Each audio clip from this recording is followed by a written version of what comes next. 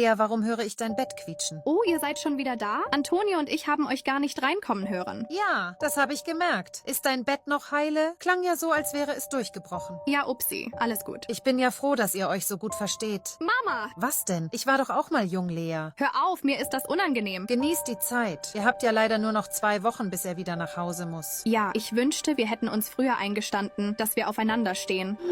Mama, kann ich mir dein Auto ausleihen? Wofür denn, Schatz? Antonio und ich wollen seinen letzten Abend gemeinsam verbringen und Abschied voneinander nehmen. Dafür brauchst du doch nicht fragen. Natürlich kannst du es haben. Danke, Mama.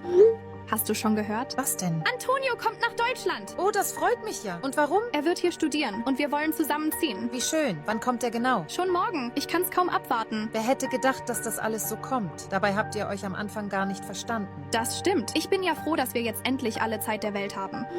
Wo bleibst du, Antonio? Du hättest doch schon längst hier sein müssen. Hallo? Bitte antworte. Ich mach mir Sorgen.